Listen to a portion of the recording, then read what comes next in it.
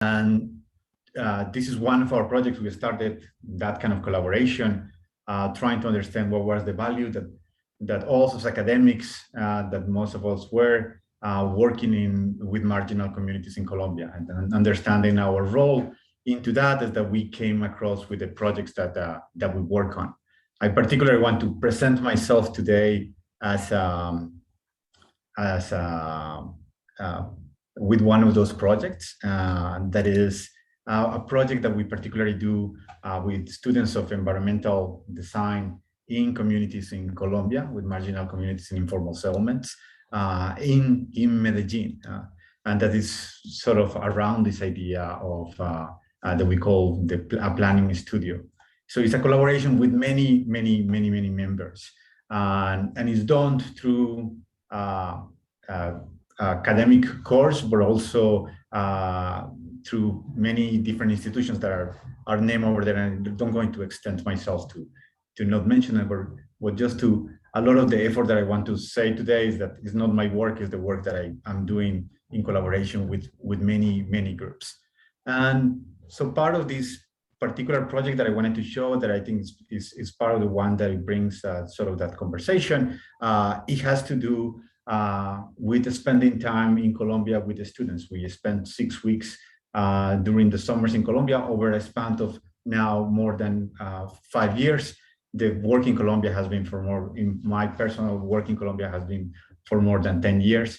And what we do there through this kind of interesting process, it starts with a moment of knowing the community and spending time with marginal communities living in informal settlements and learning from them through this kind of exploration.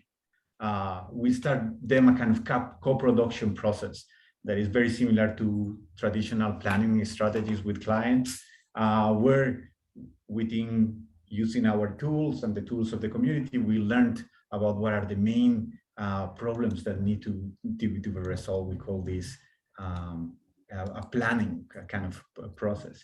And then we start through that planning to resolve and to decide, and the community is the one who decides what are the main problems to be resolved. And we use the experience of the students to try to develop solutions for communities, thanks to an outreach grant that we get from CU Boulder that allows us to build those projects. And so what you see here is kind of that process of designing those solutions to the problems that the communities have solved. But key on this idea is that there is always the community, the one who's making key decisions of that process of designing.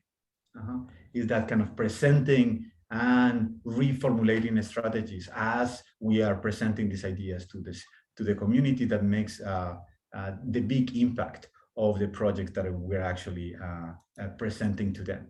And then finally, once that these kind of ideas and projects have been developed that sometimes are on paper, the wonderful part of the project is actually to get to build them and to do that in the process that is within the community. So it's we together with them are the ones that are actually producing such projects. So that kind of is that process the one that is kind of fundamental in these ideas for us. The key, or at least the little contribution that I wanted to bring here, and I'm going to jump this, has to do with this idea of co-creation. And I wanted to bring this little example, this kind of silly example, but I think that talks a lot about the efforts that we're trying to do. And this was one of those products, if you could actually imagine, at the end of this process. That was something dealing with potable water in Carpinel, in Manantiales de Paz in Colombia. And what you're seeing here in this set of 4 images is sort of like kind of a process. So there was that moment of meeting with the community, with talking with them, and we're resolving what were the most important issues to resolve. And in this case, one of those ideas was, of course, we need potable water. And then there was a second moment where a community member, this is Doña Ena at her kitchen, and actually what you see then in the picture is her teaching a class. And she's teaching a class to students about how in her native town, she used to build these filters to purify water. And she was teaching this to the students. And what the students did was they applied their skills of doing research and looking at other cases And then they built this prototype, of how Doña Ena's experience could actually be built in a kind of off-the-shelf product. And we end finally, all of us, Doña Ena included, to building and putting that together into a final process. What for me is interesting is, like, when you analyze this project at the end, it's very difficult to understand who has ownership around it. It's everybody is really putting a little bit of the expertise during the process. And then at the end product, even if this is a simple and small kind of project, you don't know who is the one who has that kind of ownership over that. And I think that a lot has to do with the process that involved this kind of being embedded with the community to allow them to. And I love this picture. We took this picture from the kitchen of one of the community members, and this is a moment where the students and community members are all eating together inside of one of their houses. That is quite meaningful about that kind of closeness and relationship that is key on that element. And finally, this was in 2019. We were building one of those projects, and what you're seeing there is Valeria now and myself that are. Valeria now is one of the members of Movilidad, leader of the project, and myself, and we're holding this paper that is actually a graduation degree from our experience that year. And so it's a way that it was actually at the end that we graduated from their school. It was not the ones that were doing something. They actually give us the title that we deserved to have completed that project. And in a way that this kind of like reverse the roles of these power relationships. And so I wanted to leave you with those images. Thank you very much. Thank you so much, Jota. All right, we are going to hear from each of our presenters, and then we'll come back around. So do make yourself some notes. I make myself some notes as you go through, and so you can ask questions. Also, you can just throw things into the chat as you go, and we'll pick them up and add them into the conversation. All right, so Denise Fernandes is a PhD candidate in environmental studies, program for writing and rhetoric at CU Boulder. Denise. Thanks, Deb. Hi, everyone. Can you all hear me fine? All right, great. As Deb said, I'm Denise, and I'm from India. And if anyone's wondering where that last name comes from, I come from a Portuguese colony, Goa, if anyone knows that. It's in India. It's the smallest state on the West Coast. So that's where I'm from. And I grew up in Bombay, went to Delhi to complete my master's in sustainable development. And that's kind of where I fell in love with community engagement and kind of development sector environmental work. And currently I'm doing my PhD in the environmental studies program, but also teaching as a part-time instructor in the program for writing and rhetoric, where I largely teach rhetorics of environmental racism. My PhD work is more theoretical for different reasons, but I will show you a couple of slides, just telling you what inspired this kind of PhD project that I'm doing.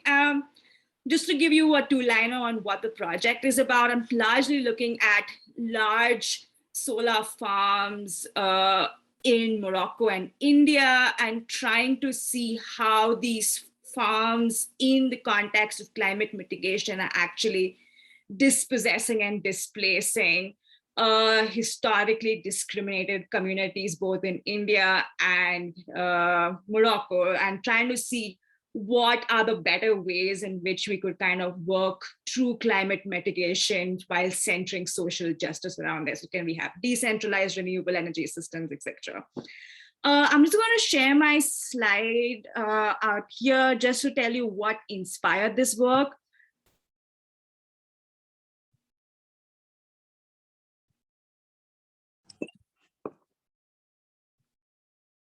So this project largely came out from some of the work which I did prior to doing my PhD at CU, starting my PhD at CU Boulder, and it was in the northwestern part of India, which is largely, so the state marked in red is the desert state of India, which has all possible types of environmental kind of issues, climate change, the central focus. But today I specifically chose this story of, why is this not moving? Okay. Okay, this is something happening out here. Okay. Yeah, the story of a community which is called the shoemaker community in this area. And I particularly wanted to focus on this for the next 2 minutes because shoemaking in this area is considered an art which is actually kind of deteriorating because of environmental issues. So leather is not found out there as easily as it was in this region, largely because if you see, this entire area has kind of become the salt lake. So once there was a forest out here, and because of change in climatic patterns, a lot of these communities, and this is a shoemaking community who I was working with, kind is also historically marginalized within the caste system in India, but also is really badly impacted by climate change impacts in this region. So you would see a monsoon crop growing out here, but post that, the entire land would kind of get arid. And this is what it would look like in non-monsoon time. So it would be like December right up till June. And during this time, the community would actually not have any form of livelihood. And it kind of strangely took on this new form of a livelihood, which was more extractive labor in this sense. So the community had to give up their art form. And what we would do was kind of, and yeah, I mean, just telling you the context, water is a major issue out there. So it's multiple issues which would lead these communities to actually migrate to urban areas in the search of shoemaking as an art. So we, and especially I, would actually come in there and try to, work with these communities in the context of climate change and try to see what were the best ways to work around livelihood issues for these communities. Because for them, shoemaking was not so much of a livelihood, it was an art, it was a passion. And kind of trying to bring that into mainstream focus, considering all the types of things that were going around during this time. So I just specifically wanted to showcase this particular thing since the topic of this panel was centering social justice and art, and just trying to see how art forms kind of get impacted due to climate change in certain parts of the world. Happy to answer questions post that. Thank you. Thank you. And we will come back to questions. So if you have thoughts right now, pin them in the chat and we will come back to them. All right, we're gonna have Nick Slie talk next. Oh, did I jump? No, I didn't. Nick Slie talk next. He's the co-founder and co-artistic director for Mondo, Bizarro, and professor of theater at Nunez Community College. Nick. Hey everyone, good evening. So nice to be with you and to hear these awesome presentations. My name is Nick. I use he, him pronouns, and I'm calling from Bolbancha, colonially known as New Orleans. Bolbancha is a word that means the land where many languages are spoken. Ancestral home to the Chitimacha, the Choctaw, the Attakapaw Ishek, the Attakapaw, the Biloxi Chitimacha, and many other peoples. So I honor them in this presentation and in this work. I'm an artist, I'm a cultural organizer, I'm a producer, and I've done most of the work in my adult life with an organization called Mondo Bizarro Productions. And we make live performances, digital stories, we use cultural organizing, and we run a collective space in New Orleans called Catapult. And a lot of our work over the last 15 years has increasingly addressed the like complex interconnectedness between land loss, cultural loss, ancestry, extractive industry, and environmental racism. And so I thought that I might though start by just sharing a poem with you that is a poem from a piece called Lugaru. And I think poetry describes so much about what we do. So in this poem, in this performance, Lugaru, this wild creature Lugaru lands in the swamp. And this is a little a story about what he sees. You got to be real close to your animal if you want to live out here, where the land ain't safe to step on. Think like a reptile. Breathe in those dark waters. You got to move without making a sound. Communion with the swamp is your only salvation. So I hold my breath and become. Now at first I lean back, half hid in those hairy cypress of almost human warmth and width. I take in the clicks and the grinding chirrups, surface sploosh and zydeco rhythms drifting across the slough. The swamp don't just incorporate you, it becomes you. Breathes you, spooks you, unlocks and unfetters, loves your baser needs. Your demise and your decay feed it. The more rotten, the more better, baby. Man, I love that little P-row. How she slicks so low to the water, gliding like a gator gone for a baby deer. The swamp is a creed, a purgatory of water, a pilgrimage of land, a holy immaculate afterbirth from a stillborn river. The swamp is me at my best. Running wild through Cyprus and Tupelo, Nutri-Rat and armadillo, crawfish and crabs, man, I live like a king. You let them fools tremble when they hear me sing. And so that's a little piece of poetry from this live performance that wasn't just a live performance, it was an organizing tool. It was in deep partnership and fellowship with many communities here. It happened outdoors in Louisiana and it toured around the country. And those words remind me that like the place that I come from in this work is that I'm a lover of my home. I'm like a lover of the swamp. I'm a lover of the landscape that I grew up in. And I've learned the most through trying to express my love and trying to find ways that that love can hopefully help create the conditions so that this place can be around. I exist in a home that is disappearing quite rapidly. So I show you this slide from Bobancha. Many of you might know as the Mississippi River and the place that I live. And the green land is the land that is the highest. The blue land is the land that is the lowest. We live in a city that is sinking and a coast that is disappearing. And so much of our work is trying to figure out in this condition of disappearance, where we're losing about a football field every 45 minutes from the coast of Louisiana, in this complex web of water and the deltaic system, on this power point in the planet, where we have to deal with so much, including all of the impacts of the industrial extractive industry in America. What is it that we are to do? For the last 9 years, I've been working on a project called Cry You One. It's a 2.5-mile outdoor processional performance on land adjacent to water. That is also a digital storytelling project and a website. Cry You One went around the country to many different locations and worked intimately with communities along the Gulf Coast, working with scientists, storytellers, policymakers, local citizens, fisher people.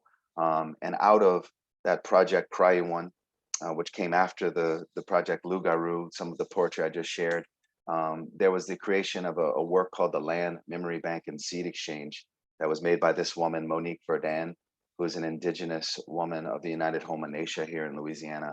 And she's been making these palmetto domed huts where we've been sharing images and seeds and the heirloom stories that come with seeds, tracking the indigenous paths of people and waters in Louisiana.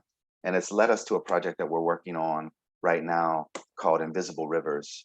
This is an image of what we call the Float Lab. It's a pontoon boat with retractable walls in progress. And this was about 6 months ago where we were hosting it in its skeleton form, sharing images of floating structures around the world and doing this community-led design project where we're inviting people to share ideas about what floating structures might do. And where we are now today is that we've put the Float Lab on water as well.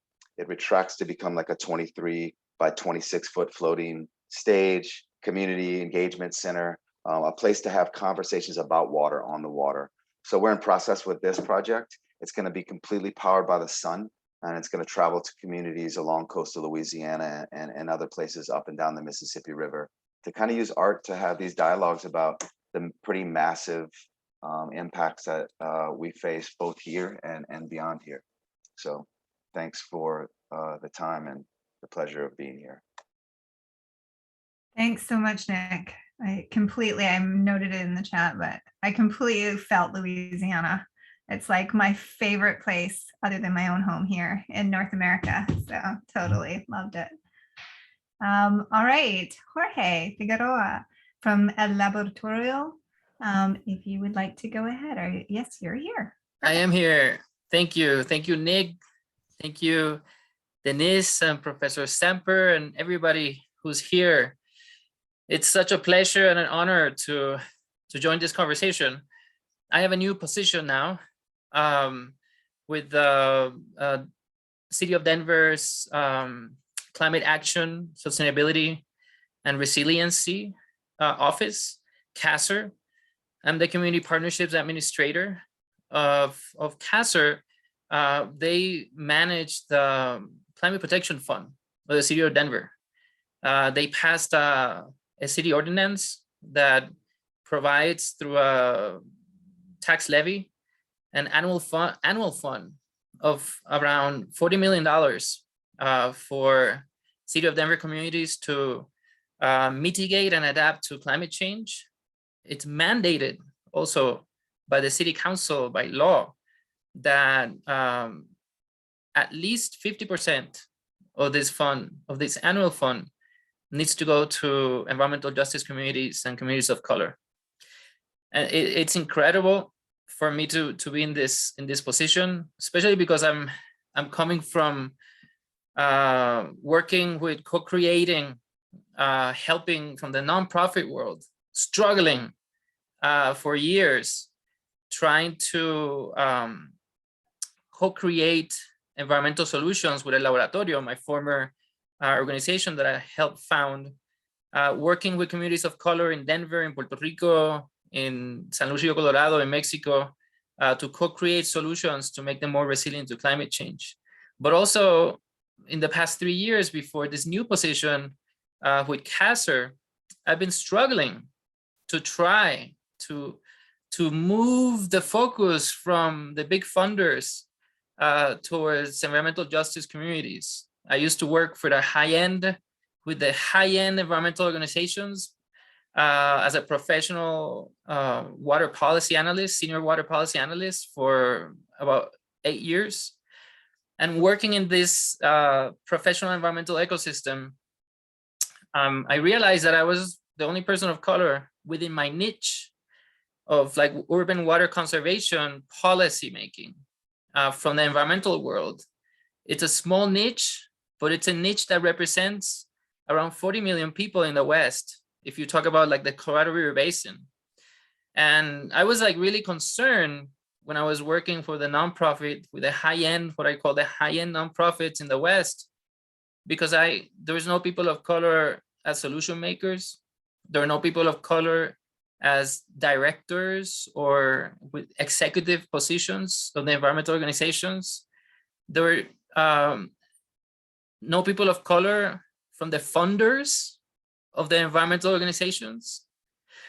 And then you have this industry literally making transformative change on how we use water, how we manage our energy resources on everybody, using taxpayer money, right? To basically perpetuate the visions of the 10% affluent white America on everybody. And so it's incredible that I'm having now, I have like this new position using taxpayer money, which this very strong focus on communities of color and on climate resiliency. I had like this, I call it like a midlife crisis after Hurricane Maria hit Puerto Rico, my homeland. It was like a lifting of veils for me. Nick, you probably had that lifting of veils with Hurricane Katrina. And the people in the East Coast, in New York, had that lifting of veils with Hurricane Sandy. Many people, both the climate refugees, the people who suffer through all that destruction of this climate change induced extreme weather events, but also the workers, right? The workers that that work with restoring and with the recovery of the marginalized communities affected by these extreme weather events. I was not aware of this community, professional community working with the environment, and also just with this reality. I had been previously, before Hurricane Maria, working for 8 years trying to educate decision makers about the urgency to get ready for what was allegedly coming in 2070, happening in 2017. Hurricane Maria after Hurricane Irma was like, I call it like 2 hydrogen bomb detonations on my homeland. It was like putting my whole country in a spin cycle. And it was incredible destruction on our energy. It was the biggest blackout in the history of the United States because we have the biggest energy electric generation entity. In Puerto Rico is very centralized.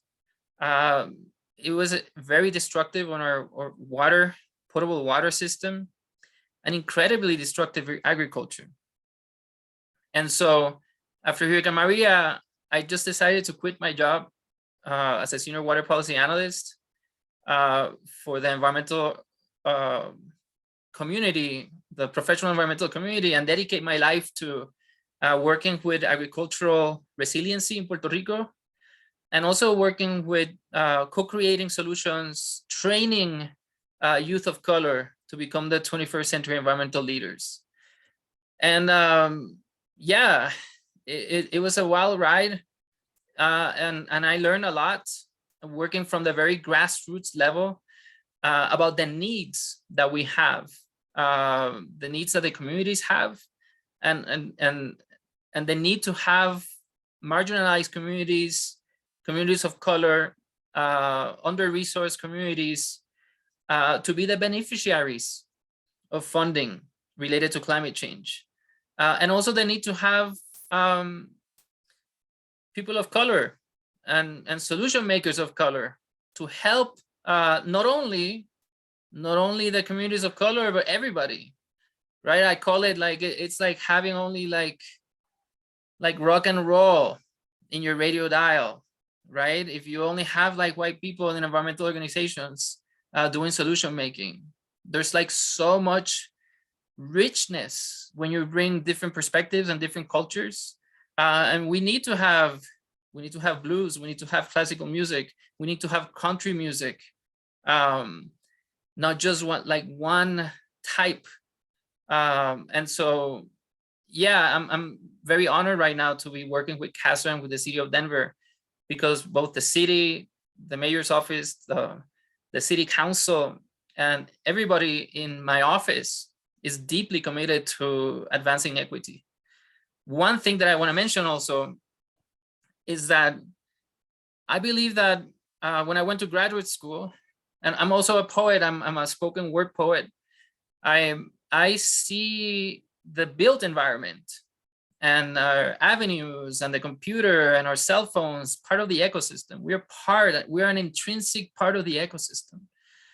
And so when you bring art, and art that has the capacity to transform people's perception, the collective consciousness, but also to bring cohesion, to bring resiliency by bringing the people together. It's incredibly powerful and incredibly needed in terms of resiliency to climate change. The most important resource, right, after all these extreme weather events is the people. It's how the people, and you see it over and over again, how the people just get together to help figure things out, because the government doesn't exist. In Puerto Rico, the government, like the city of San Juan, sent a notification to everybody, like, guys, I just want everybody to know, the city of San Juan said, we're not gonna be available for anybody for the next 2 weeks. So everybody's on their own. And when you have that, when you use art to create community, to enrich community, and to be like the glue that helps bring people together. It gives that resiliency when you actually really need the community after an extreme weather event. So I'm a very big believer in the use of art. I mean, a great example, Professor Samper, is Medellin. I believe that Medellin used to be like one of the capitals of the world in crime, and that the architect, mayor of Medellin, through just place-based design and city planning and incorporating art, it became like an incredible place to live. And it's like a great example on how you can use art to transform the community. And I see crime, I see homelessness, COVID-19. Those are environmental issues that we have. And right now we have this urgency to become resilient to climate change. And I feel like a lot of decision makers and a lot of environmental organizations, like I was before Hurricane Maria, are like an ostrich with their heads under the ground because of the cognitive dissonance of what the climate models are telling that it's gonna come. It's like 400,000 deaths are probably coming. It's highly likely from the next great pandemic. We need to get respirators. But the cognitive dissonance is hard to wrap your mind around a scenario like that. So we didn't get respirators.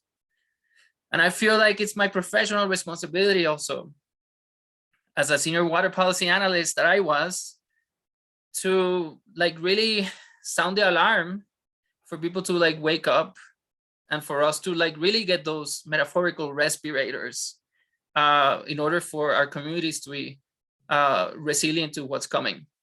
And I think that art is going to be critically important in order for us to be resilient to climate change.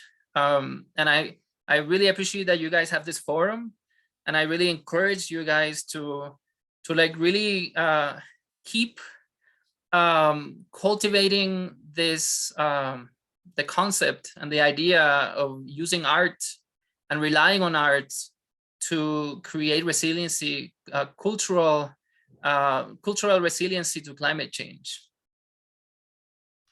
Thank you so much, Jorge.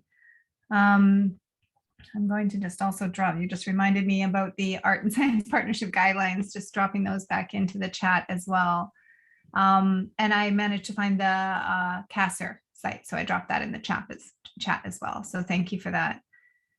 I want to ask a question across the panelists to begin with. So you've all named things related to collaborations that you're either, have worked in and are starting to develop in different locations, and across disciplinary boundaries in ways that are complicated, and across communities that have historically been very siloed and separated, and many communities that have been in power dynamics where there's erasure and oppression in multiple ways.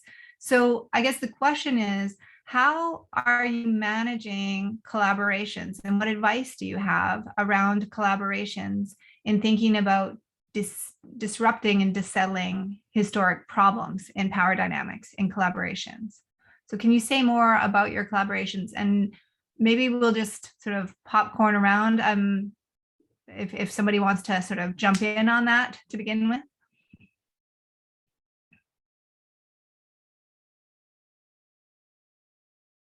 Okay, I'm totally gonna just drop in. I thrive. Yeah. I thrive in collaboration. Sometimes in El Laboratorio, my previous organization that I helped create, is an innovation laboratory. And so people would ask me, like, what do you do? And my response, after trying to fumble my description a couple of times, was to describe it as creating constellations out of stars.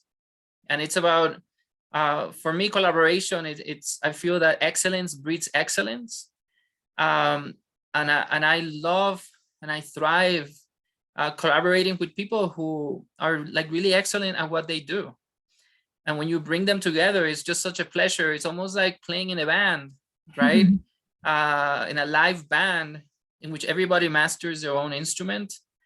You have to also find that comfortable place and trust in order to collaborate, for people to trust you and for you to trust them, and to find a place of mutual respect in which everybody feels comfortable working. And, you know, in terms of collaborating with local communities, I think it's like critically important for, if you're coming from outside, to try to collaborate with the people who are like really the community leaders, who really understand that community, not necessarily represent the community. It's hard to represent everybody in the community, but somebody who for years, or organizations that for years have shown a deep commitment to that community, and meet them where they are. And instead of coming with your own ideas and solutions, making sure that, you know, you prioritize what their needs are, if you want to co-create something with them, and you try to understand them and understand and what their aspirations are, what the struggles are, what the barriers are, and what their priorities are. And this is my full-time job right now at the city of Denver. I started last week as a community partnerships administrator for CASR, is to do that, to try to do that in a very humble way. And it for me, it's a sacred duty to really try to partner with local under-resourced environmental justice communities in a way that they feel empowered, that they feel respected, and that they feel like they can like really have an authentic voice to help drive the solution making. Thank you. Jota, do you want to jump in on that? Because I know there's a connection to your work there. Yes, so I think what is really important is to be aware of who's the one who has that kind of, who has the power relationship, where are the imbalances of power relationships. In our particular case, you know, we are coming from the United States, we're the big institution, we are the ones who have the money because we bring to make the projects. So it's our responsibility to break down that kind of power balance. So the first thing that we do with that is never arrive with projects to work with community members. You know, we always arrive with the kind of clear goals. With this, we have this amount of budget. We want to help. We have some skills. What you want us to do?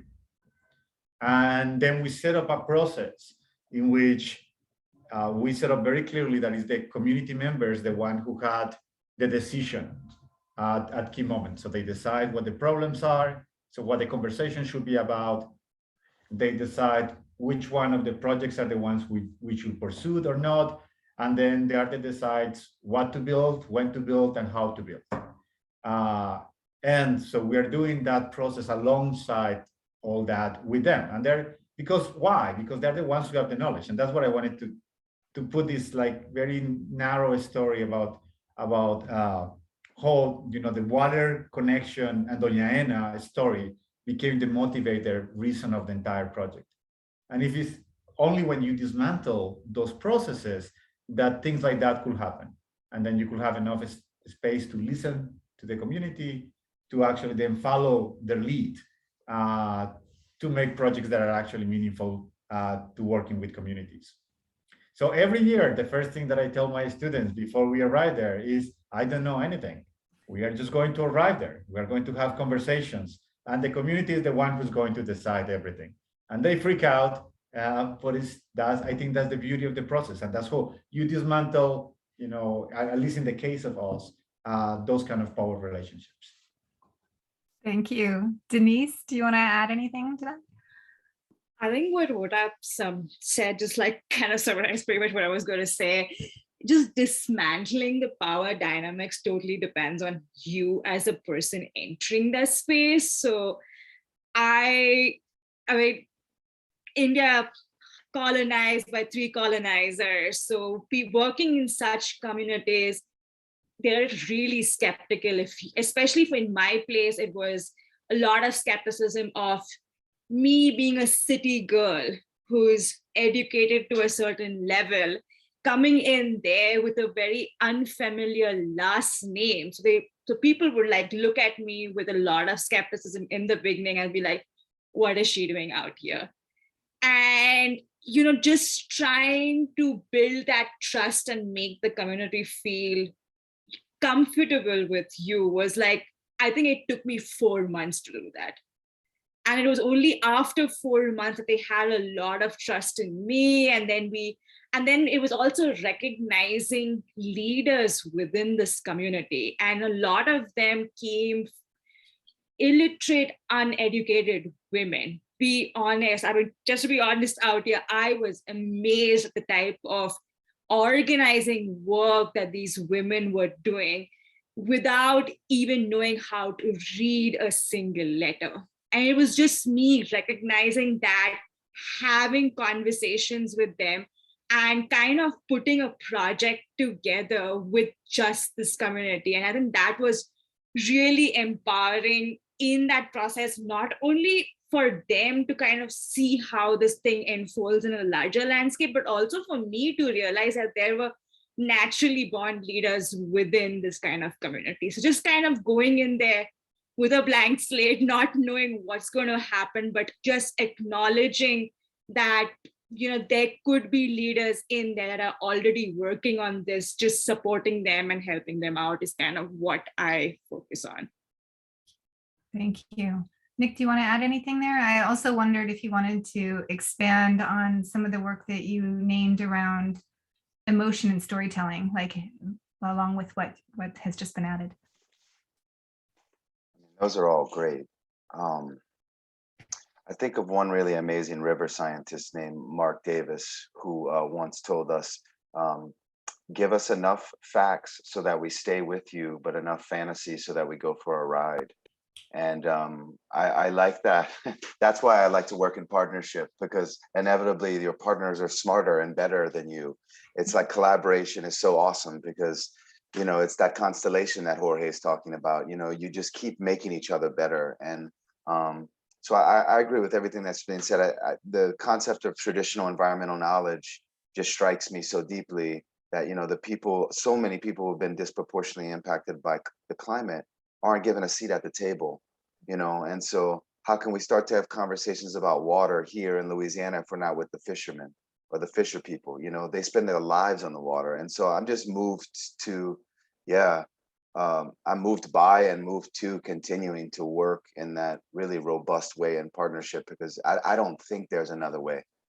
Mm-hmm. Like we can't work in silos. The issues are too great. No, I agree completely. So much of the work that has been going on historically was so siloed. And as a result, here we are with all these challenges. And we're not listening to the people who it's most impacting and potentially have some of the most innovative and sustainable solutions. Another question that was sort of links into what Marilyn asked in the chat is a little bit broader, and it ties into, I think, what Jorge had named around Justice 40 kind of related funding efforts, and that's focus on funding mechanisms coming into justice communities as opposed to other partners holding them. So like a reorganization of power related to funding. So in thinking about that, how do you manage the funding or the framing? Jota talked about that, like what problem is even being addressed of the work, given shifts in elected officials, in program supports, or other changes that affect your collaborations. So how do you manage all that shifting terrain? And we have about 10 minutes left. So if we can like kind of name a couple issues each and build on them, we could talk for another 3 hours, I'm sure, on this one alone. So just to jump very quickly on that is, I think one key factor are relationships. Like we talk a lot about, you know, strategies and things like that, but at the end is when you build those relationships and those relationships stay over time, then you could be very flexible about, you know, what kind of things doing. The pandemic was one reason, like we stopped going to Colombia because we couldn't, but then, you know, because the relationships existed there, we were very flexible in change in actually making projects and sort of continue our work, even though under very different conditions. So I think that's very important. I think that leads a little bit with Marilyn's question about this idea of how you maintain collaboration when officials are always changing. And that's one thing that I puzzle a lot about that. And I think public officials are always changing, but community members stay there forever. And so that's sort of like choosing who is the actors that you want to speak with is a key strategy into maintain sustainable your projects. I think of those as organic leaders, the leaders who are foundational in the community. And to Denise's comment earlier, like I found to be many of them to be like women who are activated in communities too. Jorge, do you want to add? Yeah, I've been thinking of this a lot. I feel I'm not an economist, but I feel like the most economically efficient way of providing funding for the people is through the government, through tax, instead of letting some corporations plunder the earth and then makes billions and billions of money and then create foundations to fund the people. And then just putting everything on the shoulder of professional environmental people to fix, what cannot be fixed with $1 billion. That's probably trillions of dollars worth of work. If you let the people make the decision, whether to fund, kind of like 2A in Denver, it was the people who voted for that, the people who were willing to pay for this. I think it's more authentic. And it puts the responsibility on the people, and it puts the responsibility on the government. I like that a lot. And I studied, the modern community forestry movement in India as a Fulbright scholar. And that's a very decentralized type of movement in which it puts the burden of the solutions on the people, and it moves the government out of the way. And so there has to also be a balance of like not a lot of government intervention, but government assistance, and also the assistance from science and the assistance from research, so that the people can make informed decisions. Yeah, absolutely. It's so interesting how we weave different forms and histories of scientific knowledge into the work. I think it's really can be quite rich, and I've seen a fabulous sort of efforts in local communities of doing that. But yeah, I always am hesitant when people ask, like, can we have a curriculum that can be used across the entire state or across the nation? I'm like, no. So it's not the way it works. So Denise, Nick, would you like to add anything to that?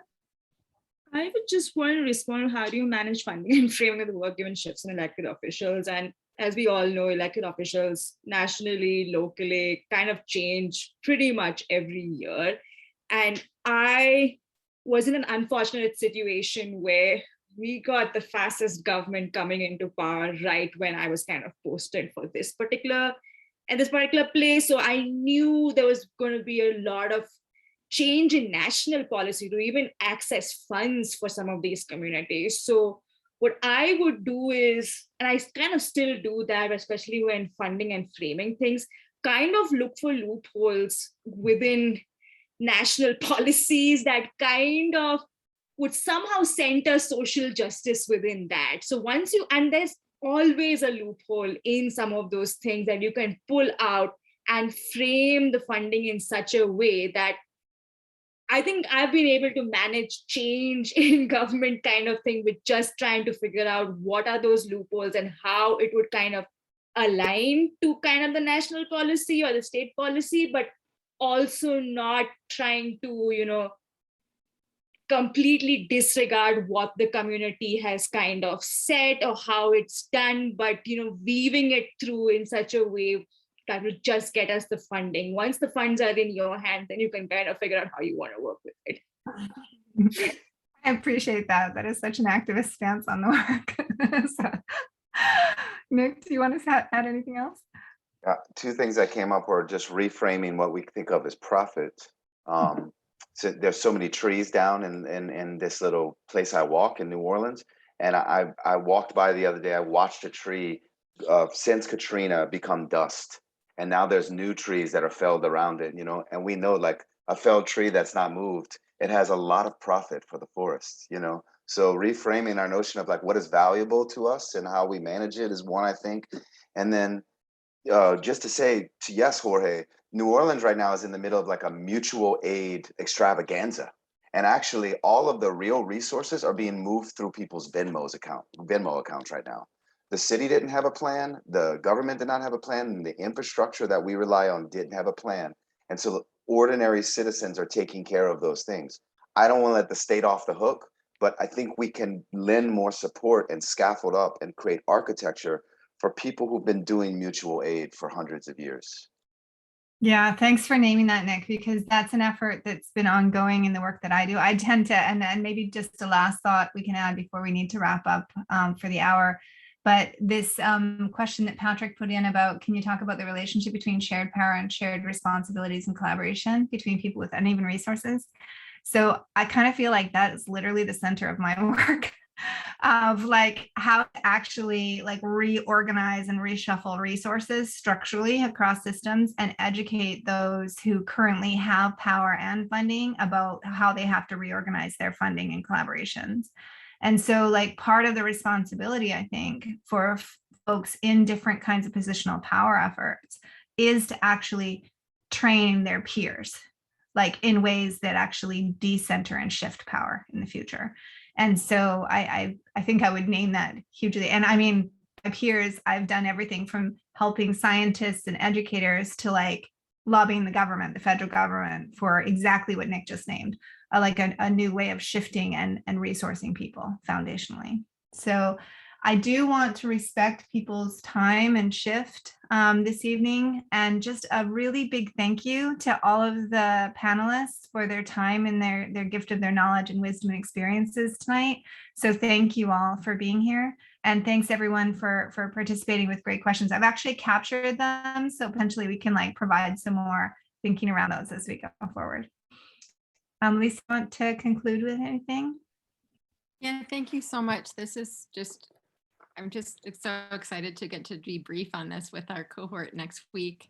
And for anyone who wasn't part of our cohort who is here tonight, if you have additional questions or things you want to chat about, we're going to be sending out a link for an evaluation form. That's just kind of a place that you can share some of your interests and if you'd like to continue this discussion in different ways. So please do that. And just thank you so much to our presenters. That this is really incredible. And Deb, thank you so much. Absolutely. Thank you all. And I did want to acknowledge that last question too from Charlotte. Thank you, Charlotte, for the question. And if there's anything that we need and that we've heard from all the presenters, it's that worldview and values working in relationship to place to people is foundational to this work. So thank you very much for that question. Yeah. Thank you. Be well and be safe, everyone. Thank you. What a pleasure. Thank you, everybody. Nice to meet you. Thank you for all your comments. Thank you. This was fabulous. You guys. Thank you so much. Yeah, I want to Say goodbye. everyone's work more. Are we supposed to leave? Right I don't know. I think we're leaving. Yeah. Can you Hi, pause the Nick. recording, Lisa? Hey, Marta. How are you? I'm good. Good to see you. Lisa, can you stop the recording? Oh, yeah, sorry. Hey, Jota, I've been stalking you.